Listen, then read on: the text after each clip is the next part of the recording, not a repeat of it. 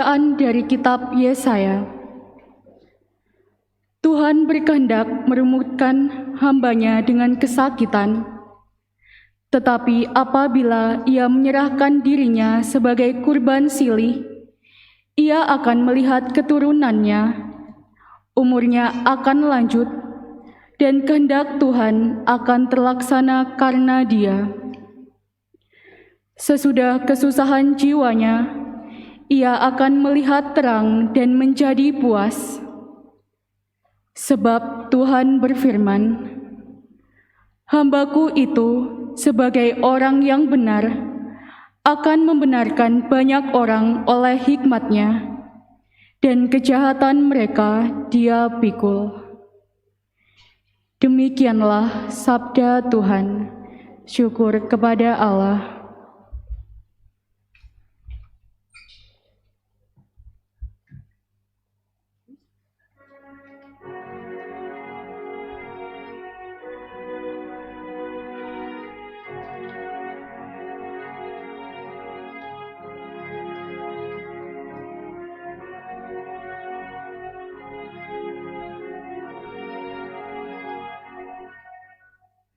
Kasih setia-Mu ya Tuhan, kiranya menyertai kami, seperti kami berharap kepada-Mu.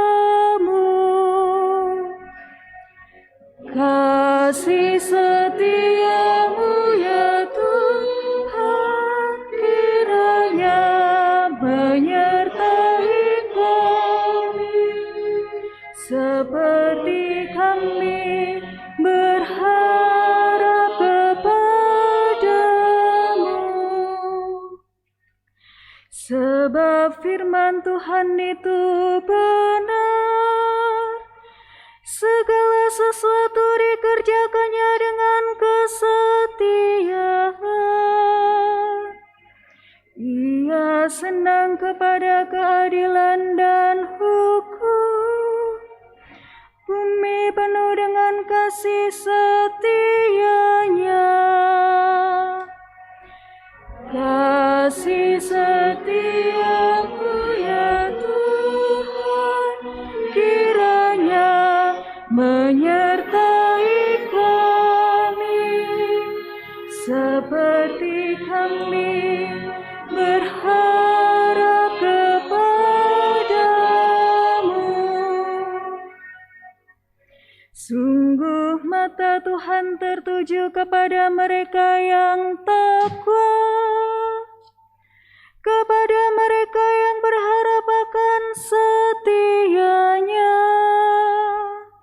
Ia hendak melepaskan jiwa mereka dari maut dan memelihara hidup mereka pada masa kelaparan.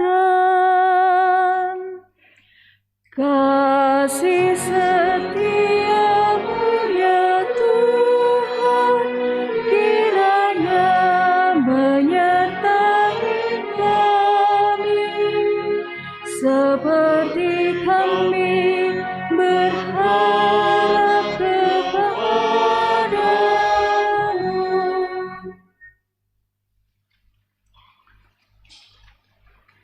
Bacaan dari surat kepada orang Ibrani.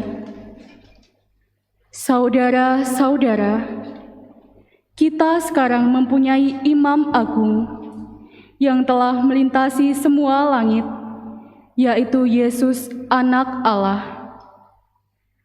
Maka baiklah kita teguh berpegang pada pengakuan iman kita, sebab imam agung yang kita punya bukanlah imam agung yang tidak dapat turut merasakan kelemahan-kelemahan kita. Sebaliknya, Ia sama dengan kita. Ia telah dicobai, hanya saja tidak berbuat dosa. Sebab itu, marilah kita menghampiri tahta kerahiman Allah dengan penuh keberanian, supaya kita menerima rahmat dan menemukan kasih karunia untuk mendapat pertolongan pada waktunya. Demikianlah sabda Tuhan. Syukur kepada Allah.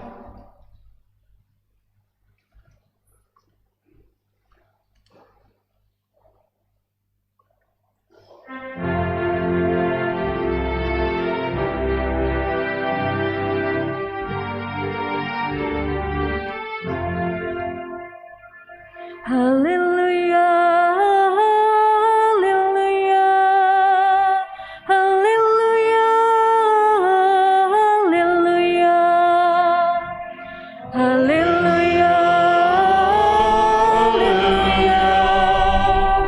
haleluya, haleluya. Anak manusia datang bukan untuk dilayani, melainkan untuk melayani dan untuk memberikan nyawanya menjadi tebusan bagi banyak orang. Haleluya, haleluya, haleluya, haleluya, haleluya.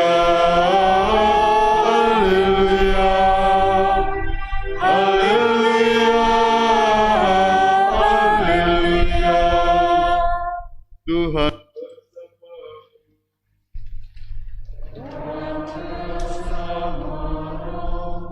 Inilah Injil suci menurut Santo Markus.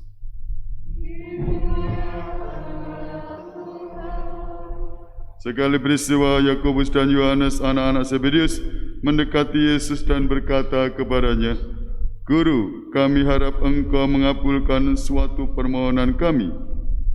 Jawab Yesus kepada mereka, "Apa yang kamu kehendaki ku berbuat bagimu?"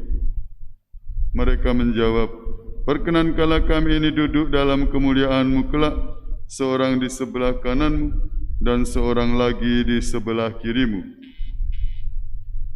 Tetapi kata Yesus kepada mereka, "Kamu tidak tahu apa yang kamu minta. Sanggupkah kamu meminum cawan yang harus kuminum dan dibaptis dengan pembaptisan yang harus kuterima?" Jawab mereka, "Kami sanggup." Yesus lalu berkata kepada mereka, "Memang kamu akan meminum cawan yang harus kuminum dan akan dibaptis dengan pembaptisan yang harus kuterima. Tetapi hal duduk di sebelah kanan atau kiriku, aku tidak berhak memberikannya. Itu akan diberikan kepada orang-orang yang baginya telah disediakan."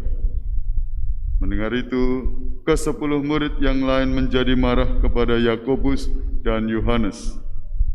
Tetapi Yesus memanggil mereka lalu berkata, "Kamu tahu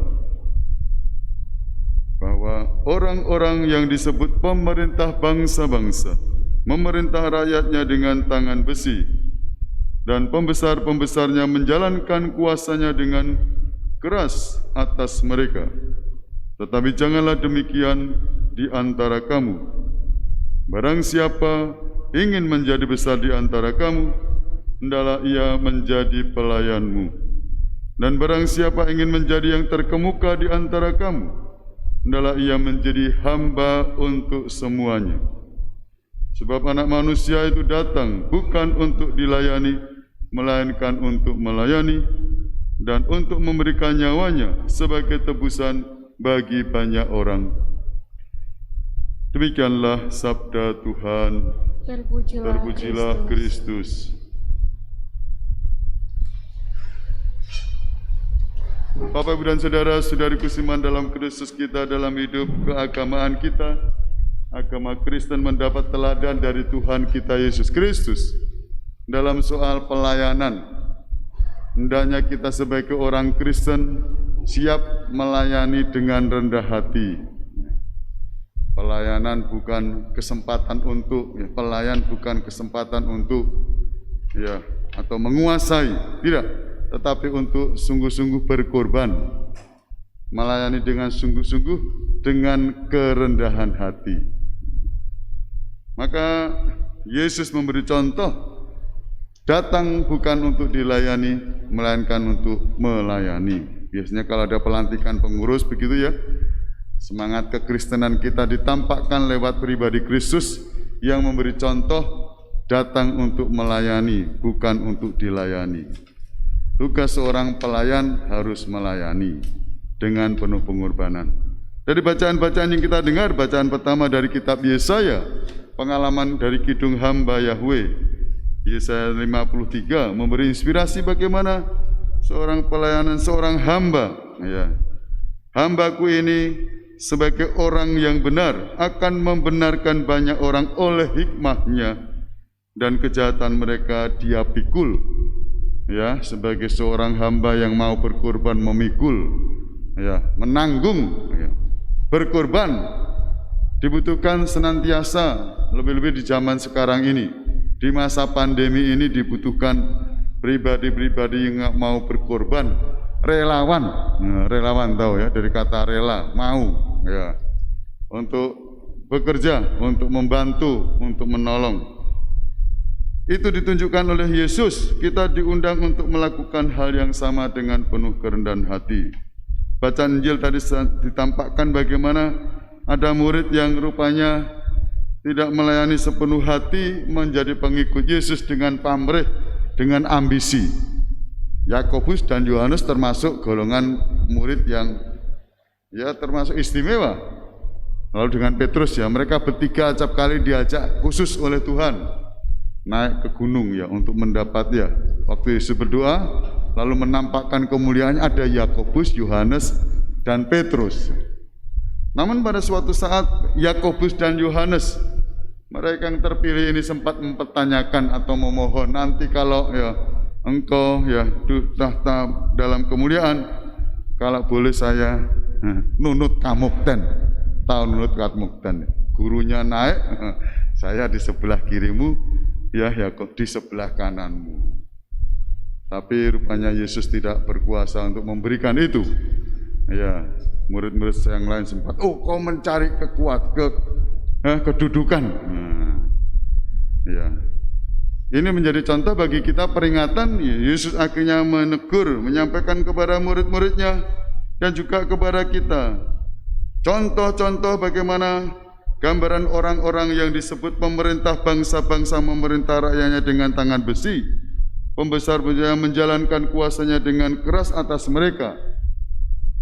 Barang siapa ingin menjadi besar di antara kamu, hendaklah ia menjadi pelayanmu. Barang siapa ingin menjadi yang terkemuka di antara kamu, hendaklah ia menjadi hamba semuanya. Paus Gregorius Agung yang lalu dipakai oleh Bapak Suci Paus semua menyatakan diri dalam tugas pelayanannya sebagai servus servorum, abdi dari sekalian abdi. Ya. Jadi abdinya, baturnya batur. Ya, ada batur, ada baturnya batur. Menunjukkan kerendahan hati sebagai seorang pemimpin, melayani umat seluruh dunia, umat Katolik dengan semangat pengabdian yang demikian. Monsinyur Suharyo, ya, sekarang menjadi kardinal, waktu menjadi uskup agung Semarang dulu, dia punya moto bagaimana melayani dengan kerendahan hati, ya, dengan segenap kerendahan hati. Ya. Betapa pentingnya rendah hati sebagai pelayan umat. Ya. Dedalane guna lawan sekti, ya. Kudu andap asor wani ngalah luhur wekasane dong. Tumung kula yen dipun dukani bapang den simpangi ana catur. Apa? Ana catur ora angrungkepi tapi ana catur mungkur dong. Ini lagu Jawa. Minta maaf pakai bahasa Jawa ya, generasi milenial tidak tahu ngetindak itu. Tapi bahasa Jawa ya semoga diuri-uri. Jadi untuk mendapat ya, ini aja bagaimana kita keutamaan hidup ya, dengan penuh kerendahan hati sebagai pelayan yang rendah hati. Untuk dedelani guna lawan sekti, kudu andap asor hendaknya rendah hati. Wani ngalah luhur wekasane, berani mengalah mulia di kemudian hari. Ya. Tumung kula yang dipun dukani, ya kita hendaknya taat ya. Apabila mendapat teguran bapang dan simpangi, ada perselisihan dia menghindar, ono catur mungkur. Ya. Bagaimana membawa damai? Seorang pemimpin dengan rendah hati membawa damai. Ketua lingkungan, ketua wilayah, ketua hendaknya mengupayakan perdamaian, bukan perpecahan. Loh, Romo kok tahu? Loh, umum ya. Saya bukan menyinggung siapa-siapa loh. Nanti terus, Romo khotbah tadi menyinggung saya ya. Ada apa? Ini lingkungan saya, konflik saya. Wah, kalau Anda tersinggung ya alhamdulillah, bertobatlah loh ya. Saya khotbah umum loh ya. Kalau tuh ada yang membawa, bertobatlah, membawa damai. Ya. Tuhan jadikanlah aku pembawa damai. Doanya Santo Fransiskus. Bila terjadi kebencian, jadikanlah pembawa cinta kasih. Bila terjadi penghinaan, jadikanlah pembawa pengampunan. Bila terjadi perselisihan, jadikanlah pembawa kerukunan. Tuhan, semoga aku lebih ingin menghibur daripada dihibur, memahami daripada dipahami, mencintai daripada dicintai. Ya, kena semua spiritualitas kekristenan itu ya. Sebab dengan memberi aku menerima, dengan mengampuni aku diampuni. Dengan mati suci aku akan bangkit lagi untuk hidup selama-lamanya. Cocok dengan ajaran Tuhan. Yesus datang untuk melayani, bukan untuk dilayani. Anda dan saya diundang untuk menjadi pelayan-pelayan yang rendah hati di antara umat, di dalam keluarga pun pula di tengah masyarakat. Ya kelihatan, oh orang Katolik, oh orang Kristen, tunjukkan melayani tanpa pamrih, dengan kerendahan, dengan penuh cinta kasih. Melayani lebih sungguh. Melayani lebih sungguh. Yesus lebih sungguh melayani kepadaku. Melayani lebih sungguh. Mencintai, mengasihi, sama. Melayani, mencintai, lebih sungguh. Mengasihi, lebih sungguh. Tuhan lebih sungguh mengasihi kepadaku. Bukan? Tuhan mengasihi kita sungguh-sungguh. Kita harus juga mengasihi sesama kita seperti kita mengasihi diri kita sendiri. Oh ya, cocok semua. Jadi tidak egois, kepentingan sendiri, tapi kepentingan Tuhan, kepentingan sesama. Itu yang kita lakukan. Tidak gampang, maka dibutuhkan spiritualitas dengan penuh kerendahan hati. Mau berkorban seperti Tuhan Yesus sendiri. Lakukan untuk kita dan umatnya. Berkatalah menyertai kita semua. Amin.